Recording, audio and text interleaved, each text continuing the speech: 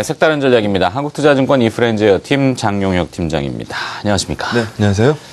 네, 시장 요즘 변동성이 다시 커지고 있죠. 네. 2000포인트 밑쪽에 내려와서 1900포인트 중반인데 사실 숫자만 놓고 보면은 그렇게 뭐 저기 하다고 할 수는 없는데 체감하는 것들 네. 있죠. 아, 참 춥습니다, 시장이. 네. 네, 시장을 어떻게 보고 계십니까? 일단 전일 앨런이 얘기할 것들이 좀 전에 들으신 것처럼 얼추 시장에 나왔죠. 기대하던 바입니다. 달러는 그 부분을 일정 부분 반영하고 있다라고 봅니다. 만약에 앨런 쪽에서 이상한 얘기가 나올 것 같다라고 분위기가 감지됐다면 달러가는 튀었겠죠. 근데 그런 모습이 발생되고 있지 않았었기 때문에 시장에서 어느 정도 기대하고 있던 바가 예정대로 나오고 있다고 봅니다. 전전일 시장에서는 이제 로카트 애틀랜타 연은 총재가 12월에 테이퍼링 실시 가능하다라는 언급이 있었고요. 피셔 달러스 연은 총재는 QE는 영원한 게 아니다라는 부분에 대해서 밝혔었습니다. 그 부분을 듣고 나서 전일 우리 증시 많이 힘들었거든요. 어제 앨런의 얘기가 시장에 어느 정도 공개가 됐고 오늘 저녁 때 확인할 수 있습니다. 그래서 그 부분이 달러가를 어느 정도 방향을 지을 걸로 보여집니다. 이제까지 시장의 강세 요인으로 말씀드렸었던 달러 약세, 그리고 달러 약세가 가져오는 이종통화 원화의 강세, 그리고 이것을 기반으로 한 외국인들의 수급표 강세, 이게 우리 시장 강세의 이유였죠. 근데 최근 시장 보시게 되면은 그런 모습이 전혀 없었습니다. 예전에 상승 조건이 다 어그러졌었던 모습인데요. 그런 부분들에서 변동성이 불가피했다라고 보여집니다. 달러가를 계속 말씀드리고 있기 때문에 달러 얘기서부터 한번 해보죠. 달러 인덱스 한번 보시면은요. 미국의 3분기 GDP가 2.8%가 나왔습니다. 시장 가이던스가 1.9%였어요. 그걸 반영했죠. ECB가 금리 인하를 단번에 실시했습니다. 그것도 반영했죠. 그리고 지난 주말이었죠. 미국의 비농업 고용자 수가 상당히 잘 나왔죠. 그 부분도 반영했습니다. 추가적으로 앨런이 시장 친화적인 발언을 할 것이다 라고 예상하고 있기 때문에 조금 이제 반등의 속도가 떨어질 걸로 보는 거죠. 만약에 시장에서 앨런이 기대에 미치지 못한다라고 하면 달러가는 더 올랐을 거고, 우리가 강했던 거는 달러가가 빠지는 상황에서 강했었기 때문에 달러가의 반등은 어느 정도 부담스럽다라는 겁니다. 추가적으로 관심이 가는 부분은 버냉키 의장이 조기 퇴임할 가능성이 상당 부분 있죠. 그렇게 되면은 1월 FOMC를 앨런이 진행할 가능성이 상당히 높습니다. 주재할 가능성이 높죠. 그리고 FOMC 임원 중에서 일부도 조기 퇴임할 가능성이 있죠. 이런 부분들이 왜 중요하냐 하면 우리가 테이퍼링 실시 시점에 대해서 상당 부분 의존하고 있기 때문입니다. 그 부분을 또 보여줄 수 있는 게 미국의 10년 국채 수익률인데요. 이 부분도 한번 보게 되면은 테이퍼링 얘기가 상당 부분 진전을 보였었던 곳에서 상당 부분 쉬는 모습이었고, 최근 모습 보게 되면은 다시 좀 올라붙는 모습이거든요. 그래서 테이퍼링 쪽으로 우리가 상당 부분 지연되는 테이퍼링을 호재로 해석했던 만큼 예상보다 당겨지는 테이퍼링은 시장에서 악재로 해석한 것으로 판단됩니다. 원달러가 달러가 변하면은 당연히 변할 수밖에 없죠. 우리가 절대 변수 달러가 변하면은 종속 변수 원화는 당연히 변할 테니까요.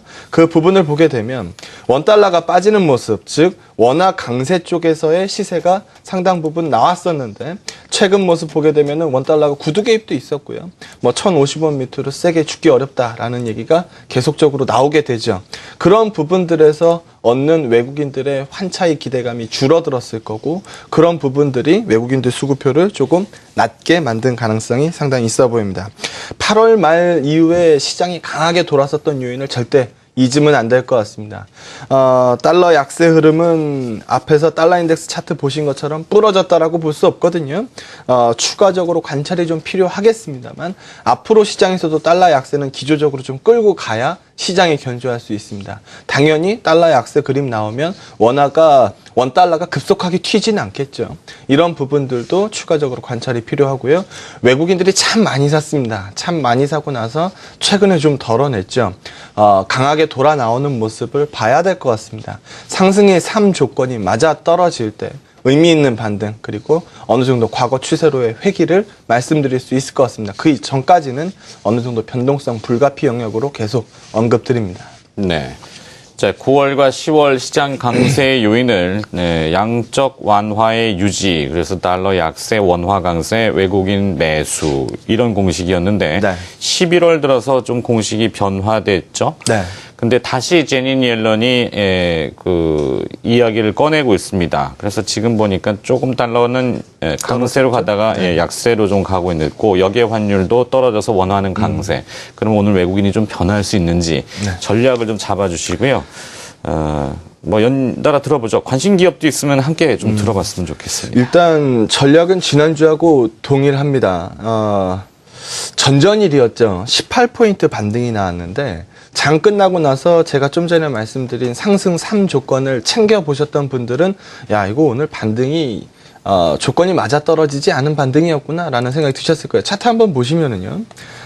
내리 6거래일이 빠지다가 하루 양봉이 났습니다. 그리고 60일 이평 자리에서 양봉이 발생됐어요.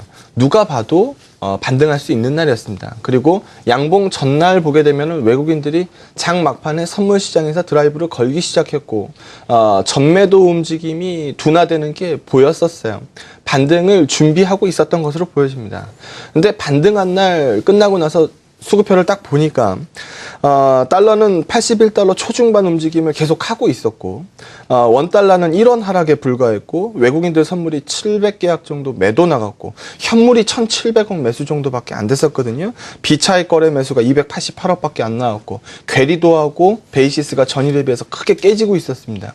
그러면은 이 18포인트 반등이 별 의미 있는 반등이 아닌 단순 낙폭 과대에 의한 양봉이라는 것을 눈치채셨을 거고 전일 시장은 그런 반등에 대해서 되돌림을 준 것으로 보여집니다. 전번 주 시장에서도 미결제 약정 쪽 강조를 많이 드렸는데요. 최근의 모습 보게 되면 미결제 약정이 눈에 띄게 줄고 있습니다. 이제까지 미결제 약정을 주로 쌓았던 곳이 외국인들 쪽에서 매수 포지션의 2월이라고 보면 그 부분들이 분할 전매도 처리되고 있는 그림이라고 설명드릴 수 있을 것 같습니다. 이 분할 전매도 되는 그림이 어느 정도 멈춰줘야 될 것 같아요. 그래서 오늘 시장에서 이 그림이 멈추려면 외국인들 선물 수급표가 매수 쪽으로 들어와야 되겠죠. 어제 외국인들의 선물 매도 계약 수가 꽤 부담스러웠습니다. 그 부분을 오늘 돌려주는지 여부 관찰해 보도록 하겠습니다. 시장 종목 얘기를 한번 해보면 시장의 바로미터서부터 한번 보죠. 우리나라에서 가장 큰 기업이고 어닝단으로 봤을 때 가장 안정적인 기업입니다. 삼성전자죠. 삼성전자가 이 구간을 밑으로 깬다라고 보면은 기술적으로 불리합니다. 소위 말해서 주도주죠. 시장 오를 때 가장 세게 올랐고 시장이 빠져도 가장 견조하게 버텼었던 종목. 현대중공업, 뭐 소위 주도주라고 부를 수 있는 종목이었습니다. 주도주라고 부르는 종목이 만약에 부러진다라고 보면은 시장 탄력은 더 급하게 줄겠죠. 바로미터로 볼 수 있는 종목입니다. 이 종목을 추천주로 제시하는 게 아니고 삼성전자와 현대중공업 같은 종목들이 부러지기 시작하면 시장은 다시금 약해질 수 있다라는 생각을 하셔야 될 거고 반대도 생각해야죠. 이 두 종목이 핫하게 올라오면 조금 더 나아질 수 있다라고 보시는 게 맞습니다. 코스닥 부분이 최근에 좀 어지럽죠. 제가 다른 방송에도 또 참 이런 표현을 많이 썼는데 코스닥은 플러스 알파를 만들어낼 수는 있습니다. 시장 위험 선호도가 매우 좋을 때 플러스 알파를 추구하기 위해서 코스닥 거래는 얼마든지 할 수 있습니다. 네. 하지만 위험 선호도가 극히 제한된 상황에서 플러스 알파를 창조해낼 수는 없습니다. 그래서 위험 선호도 부분, 시총 대형주 쪽에서 분위기가 잡히고 난 다음에 코스닥 부분을 건드리시는 게 좋을 것 같고요. 바로미터 부분은 말씀드렸으니까 조금 시장 대비 베타값이 작으면서 잘 버틸 수 있을 것 같은 종목은 제일모직입니다. 일단 삼성전자 애널리스트 데이에서 포커스를 맞출 수 있는 게 태블릿하고 OLED 쪽이었어요. 그러면은 패션 팔아서 OLED 소재 매출 쪽으로 다가서고 있는 제일모직은 관심입니다. 매출 비중은 전기전자 소재 부분이 40%입니다. 영업이익 담당하고 있는 부분은 70%예요. 사명 변경을 앞두고 있고요. 삼성전자가 안고 있는 기업 제일모직 쪽을 관심 두도록 하겠습니다. 네, 색다른 전략이었습니다. 한국투자증권 이프렌즈 에어팀 장용혁 팀장이었습니다. 고맙습니다. 네, 고맙습니다.